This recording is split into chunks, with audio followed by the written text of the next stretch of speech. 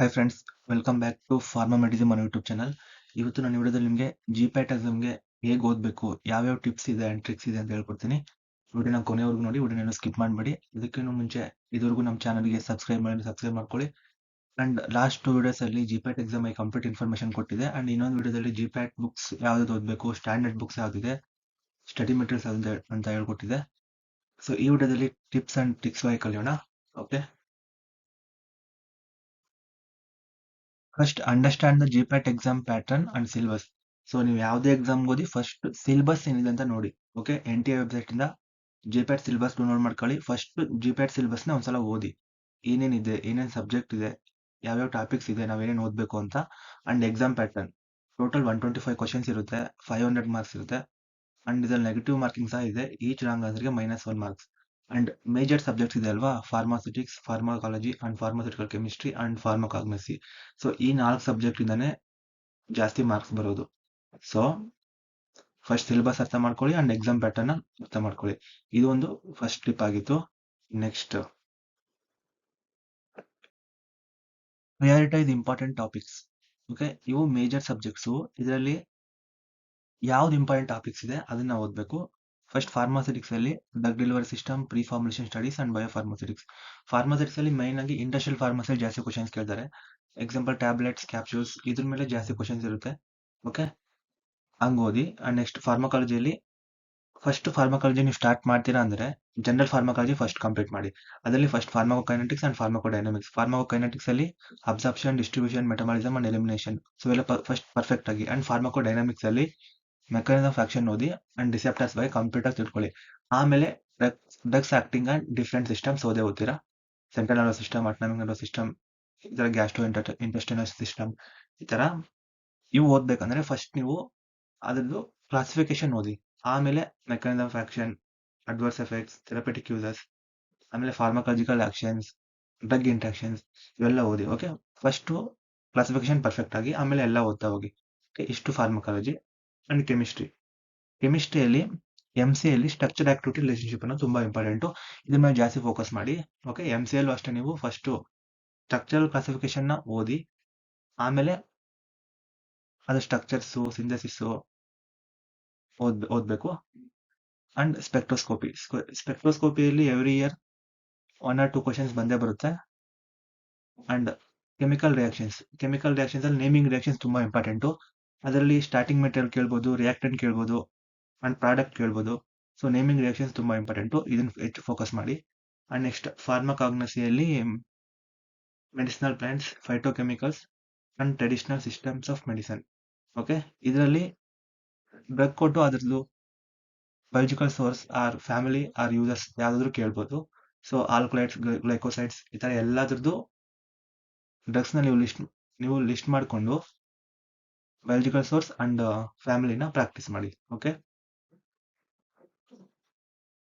Next make A study plan. ಏನೇ ಆಗಿರ್ಲಿ, ನಾವೊಂದು ಪರ್ಫೆಕ್ಟ್ ಪ್ಲಾನಿಂಗ್ ಇಂದ ಮಾಡಿದ್ರೆ ಅದು ಸಕ್ಸಸ್ ಆಗೋದು. ಸೊ ಒಂದು ಪರ್ಫೆಕ್ಟ್ ಪ್ಲಾನ್ ಮಾಡ್ಕೊಳ್ಳಿ. Okay, allocate 4 to 5 hours daily for GPAT preparation. So minimum ನೀವು 4 to 5 hours ಡೈಲಿ ಓದಲೇಬೇಕು. ನಿಮ್ ಜಿಪ್ಯಾಟ್ ಎಕ್ಸಾಮ್ ಒಂದು 4 to 5 months ಅಷ್ಟೇ ಇದೆ. ಸೊ ನೀವು 6 or 7 hours ಓದ್ಬೋದು, ಬಟ್ ಮಿನಿಮಮ್ 4 to 5 hours ಓದಿ. Morning focus on theory and problem solving. Okay, evening revise and practice M6. First ನೀವು ನಾನು ಮಾರ್ನಿಂಗ್ ಅಂತ ಹೇಳ್ತೀನಿ, ನಿಮ್ಗೆ ಯಾವಾಗ ಬೇಕಾದ್ರೆ ಅವಾಗ ತಗೊಳ್ಳಿ. ಈವ್ನಿಂಗ್ ಆದ್ರೂ ತಗೊಳ್ಳಿ, ಮಾರ್ನಿಂಗ್ ಆದ್ರೂ ತಗೊಳ್ಳಿ. Okay, first focus on theory ಎಲ್ಲ ಓದಿ. ಎಲ್ಲ ಓದಿದಾದ್ಮೇಲೆ ಫಸ್ಟ್ 3 hours ಥಿಯರಿ ಓದಿ. ಆಮೇಲೆ ನೆಕ್ಸ್ಟ್ 3 hours ನೀವು ಅದ್ರಲ್ಲಿ 1 hour ರಿವೈಸ್ ಮಾಡಿ. ಆಮೇಲೆ ಇನ್ನೊಂದು 2 hours MCQ ಸಾಲ್ವ್ ಮಾಡಿ. ಫಸ್ಟ್ ಥಿಯರಿ ನೀಟಾಗಿ ಕಂಪ್ಲೀಟ್ ಆಗಿ ಓದ್ಬೇಕು, ಆಮೇಲೆ ಅದನ್ನ ರಿವೈಸ್ ಮಾಡ್ಬೇಕು ಅಂಡ್ ಅದದ್ದು ಪ್ರಾಕ್ಟೀಸ್ MCQs ಪ್ರಾಕ್ಟೀಸ್ ಮಾಡ್ಬೇಕು. ಓಕೆ, ಇದು ಕಂಟಿನ್ಯೂ ಮಾಡ್ಬೇಕು ನೀವು. ನಾನು ಇವತ್ತು ಥಿಯರಿ ಓದ್ತೀನಿ, ಆಮೇಲೆ ಯಾವಾಗಲೂ MCQ ಸಾಲ್ವ್ ಮಾಡ್ತೀನಿ ಅಂದ್ರೆ ಆಗಲ್ಲ. ಇವತ್ತೇ ಥಿಯರಿ ಓದಿ, ಇವತ್ತೇ ಅದನ್ನ ರಿವೈಸ್ ಮಾಡಿ, ಮತ್ತೆ ಅದನ್ನೇ ಪ್ರಾಕ್ಟೀಸ್ ಮಾಡಿ. MCQs ಪ್ರಾಕ್ಟೀಸ್ ಮಾಡಿ. ಓಕೆ, ಅಂಡ್ ನೀವೇ ಒಂದು ಟಾಪಿಕ್ ಓದ್ತಿದ್ದೀನಿ ಅಂದ್ರೆ ಅದ್ರ ಮೇಲೆ ನೀವೇ ಪಾಸಿಬಲ್ MCQ ಸಹ ನೀವು ಮಾಡ್ಕೊಳ್ಬೇಕು. Okay, and dedicate the last 30 to 45 days exclusively for revision and mock test. ನೀವು ಎಕ್ಸಾಮ್ ಇನ್ನೇನು 30 to 45 days ಅಷ್ಟೇ ಬಾಕಿ ಇದೆ ಅನ್ನೋವಾಗ ಜಸ್ಟ್ ರಿವಿಷನ್ ಮಾತ್ರ ಮಾಡಬೇಕು. ಓದಿದ್ರೆ ಓದ್ಬೋದು, ಬಟ್ ರಿವಿಷನ್ ಇಸ್ ತುಂಬಾ ಇಂಪಾರ್ಟೆಂಟ್. ಯಾಕಂದ್ರೆ ಟೋಟಲ್ 8 ಸೆಮ್ಸ್ ಸಿಲೆಬಸ್ ನೀವು ಓದ್ಬೇಕಾಗಿರುತ್ತೆ, ಅದಕ್ಕೆ revision important. And mark test. ನೀವು ಎಷ್ಟು ಮಾರ್ಕ್ ಟೆಸ್ಟ್ ಪ್ರಾಕ್ಟೀಸ್ ಮಾಡ್ತೀರೋ ಅಷ್ಟು ನಿಮಗೆ ಎಕ್ಸಾಮ್ ಅಲ್ಲಿ ಹೆಲ್ಪ್ ಆಗುತ್ತೆ. ಓಕೆ,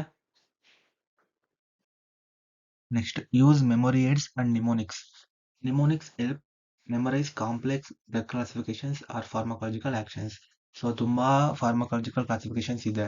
ನಾವೆಲ್ಲಾನು ಹಂಗೆ ಓದ್ತೀನಿ ನೆನ್ಪಿಟ್ಕೊಳ್ತೀನಿ ಅಂದ್ರೆ ಕಷ್ಟ ಆಗ್ಬೋದು. ಅದಕ್ಕೆ ನೀವೇ ಓನ್ ಆಗಿ ನಿಮೋನಿಕ್ಸ್ ಮಾಡ್ಕೊಳ್ಳಿ. ನೀವು ಓನ್ ಟಿಪ್ಸ್ ಮಾಡ್ಕೊಂಡು ನೀವೇ ಆರಾಮಾಗಿ ಓದ್ಬೋದು.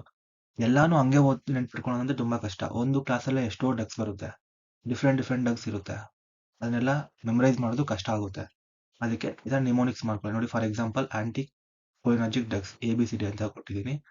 Atropine, benztropine, cyclopentolate, dicyclomine. So A ಅಂದ್ರೆ ಅಟ್ರೋಪಿನ್, B ಅಂದ್ರೆ ಬೆಂಜೋಟ್ರೋಪಿನ್, C ಅಂದ್ರೆ ಸೈಕ್ಲೋಪೆಂಟೋಲೇಟ್, D ಅಂದ್ರೆ ಡೈಸೈಕ್ಲೋಮಿನ್. ಈ ತರ ನೀವೇ ಓನ್ ಆಗಿ ನಿಮೋನಿಕ್ಸ್ ಮಾಡ್ಕೊಳ್ಳಿ. ನಿಮ್ಗೆ ಯಾವ ತರ ಬರುತ್ತೋ ಆ ತರ. ಓಕೆ, ಇಲ್ಲೊಂದು ಕೊಟ್ಟಿದ್ದೀನಿ, freshers party tonight, come let's sing and call seniors, please have fun. ಇದು ಯಾವ ತರ ಅಂದ್ರೆ, ಇದು ಕ್ಲಾಟಿಂಗ್ ಫ್ಯಾಕ್ಟರ್ಸ್. ಓಕೆ ನೋಡಿ, F ಅಂದ್ರೆ ಫೈಬ್ರಿನೋಜನ್, P ಅಂದ್ರೆ ಪ್ರೋಥ್ರೋಂಬಿನ್, T ಅಂದ್ರೆ ಟಿಶ್ಯೂ ಥ್ರೋಂಬೋಪ್ಲಾಸ್ಟಿನ್, C ಅಂದ್ರೆ ಕ್ಯಾಲ್ಸಿಯಂ ಅಯಾನ್ಸ್, L ಅಂದ್ರೆ ಲೆಬೆಲ್ ಫ್ಯಾಕ್ಟರ್, S ಅಂದ್ರೆ ಸ್ಟೇಬಲ್ ಫ್ಯಾಕ್ಟರ್, E ಅಂದ್ರೆ ಆಂಟಿಮೊಫಿಲಿಕ್ ಫ್ಯಾಕ್ಟರ್, ಅಂಡ್ C ಅಂದ್ರೆ ಇದರಲ್ಲಿ plasma thromboplastin component. So C, ಇಲ್ಲಿ C. ಓಕೆ, ನೆಕ್ಸ್ಟ್ ಸೀನಿಯರ್ಸ್ ಅಂದ್ರೆ Stuart Prower factor, and P ಇದು plasma thromboplastin antecedent, and H ಅಂದ್ರೆ Hageman factor, F ಅಂದ್ರೆ fibrin stabilising factor. So ಈ ತರ ನೋಡಿ, freshers party tonight, come let sing and call seniors, please have fun. So ಈ ತರ ಮಾಡ್ಕೊಂಡ್ರೆ ನೀವು ಇವೆಲ್ಲ ನೆನ್ಪಿಟ್ಕೊಳ್ಳೋದು ಕಷ್ಟ ಆಗುತ್ತಲ್ವಾ. ಸೊ ಈ ತರ ಮಾಡ್ಕೊಂಡ್ರೆ ನಿಮ್ಗೆ ಈಸಿ ಆಗುತ್ತೆ. ಅದೇ ತರ ಎಲ್ಲಾನು ಅಷ್ಟೇ, ಕ್ಲಾಸಿಫಿಕೇಶನ್ಸ್ ಆಗಿರ್ಲಿ ಏನೇ ಆಗಿರ್ಲಿ, ನೀವೇ ಓನ್ ಆಗಿ ಈ ತರ ನಿಮೋನಿಕ್ಸ್ ಮಾಡ್ಕೊಳ್ಳಿ, ಟ್ರಿಕ್ಸ್ ಮಾಡ್ಕೊಳ್ಳಿ. ಓಕೆನಾ? And practice MCQs regularly. Solve at list 50 to 100 MCQs daily from GPAT focused books. Okay, ಎಷ್ಟು MCQ ಸಾಲ್ವ್ ಮಾಡಿದ್ರು ಅಷ್ಟು ಹೆಲ್ಪ್ ಆಗುತ್ತೆ ಅಂತ ನಾನು ಮೊದಲಿಂದ ಹೇಳ್ತಾನೆ ಇದ್ದೀನಿ. ಅಂಡ್ ಡೈಲಿ ಮಾಡ್ಬೇಕು, ನೀವು ಕನ್ಸಿಸ್ಟೆಂಟ್ ಆಗಿ ಮಾಡ್ಬೇಕು. Okay, analyse mistakes and revise weak areas. ನೀವು ಸಾಲ್ವ್ ಮಾಡ್ತಿರ್ತೀರಾ, ಕೆಲವೊಂದು ರಾಂಗ್ ಆಗಿರುತ್ತೆ. ಸೊ ಅದ್ರಲ್ಲಿ ನಾನು ಏನ್ ಮಿಸ್ಟೇಕ್ ಮಾಡಿದ್ದೆ ಅಂತ ನೀವು ಅನಲೈಸ್ ಮಾಡಬೇಕು and revise weak areas.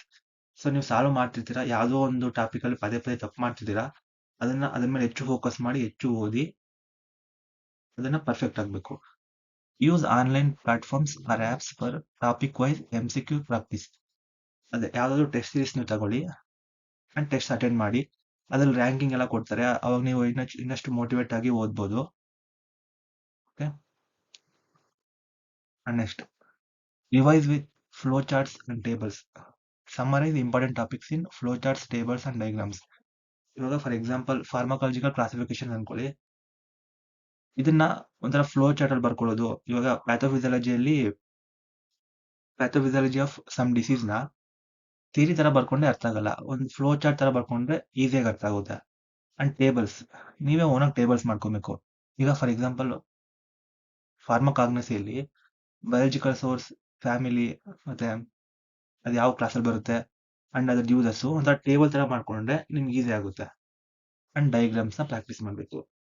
Example, create a table for classification of antibiotics or mechanism of action of drugs.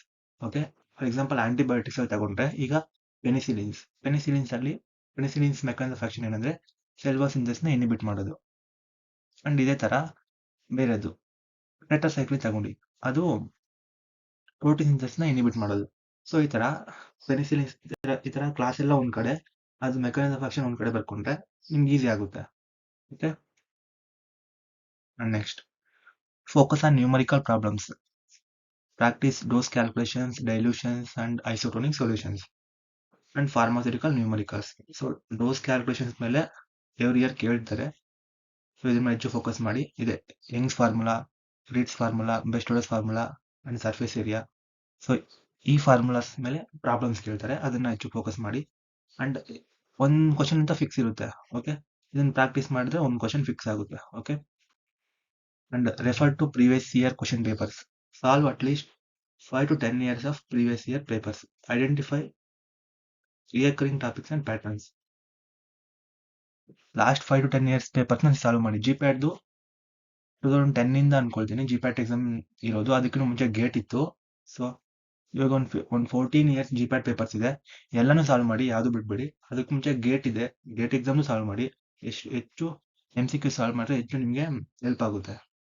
Identify recurring topics, ಯಾವ ಟಾಪಿಕ್ ರಿಪೀಟೆಡ್ ಆಗಿದೆ. ಸೊ ಈ ಟಾಪಿಕ್ ಮೇಲೆ ಎವ್ರಿ ಇಯರ್ ಕ್ವಶನ್ ಬಂದೇ ಬಂದ್ಬಿರುತ್ತೆ ಅಂದ್ರೆ ಆ ಟಾಪಿಕ್ ಮೇಲೆ ಹೆಚ್ಚು ಫೋಕಸ್ ಮಾಡಿ. Next, revision is a key. Revise regularly to retain concepts. ಈ ವೀಕ್ ಏನ್ ಓದ್ತಿರೋ ಅದನ್ನ ವೀಕೆಂಡ್ ಅಲ್ಲಿ ಎಲ್ಲಾನು ರಿವಿಷನ್ ಮಾಡಿ. ಓದಿ ಮತ್ತೆ ಬಿಟ್ಬಿಡ್ಬೇಡಿ. ಓದ್ತಾ ಇರಿ, ಅದನ್ನ ರಿವೈಸ್ ಮಾಡ್ತಾ ಇರಿ. Use tricky notes and flash cards for last minute revision. ನೀವೇ ಶಾರ್ಟ್ ನೋಟ್ಸ್ ಮಾಡ್ಕೊಳ್ಳಿ, ಓದ್ಕೊಳ್ಳಿ. Take mock tests. Attempt full-length mock tests under timed conditions and simulate exam pressure and improve time management. So last year ಇಂದ sections divide ಮಾಡಿದ್ದಾರೆ, ಅದಕ್ಕೆ separate time ಕೊಟ್ಟಿದ್ದಾರೆ. ಆ ಟೈಮಲ್ಲಿ ನೀವು ಆ ಸೆಕ್ಷನ್ಗೆ ಆನ್ಸರ್ ಮಾಡಬೇಕಾಗಿರುತ್ತೆ. ಅದಕ್ಕೆ ಆ ಥರ ಟೆಸ್ಟ್ ಮಾತ್ರ ನೀವು ಪ್ರಾಕ್ಟೀಸ್ ಮಾಡಿ. ಅವಾಗ ನೀವು ಎಕ್ಸಾಮ್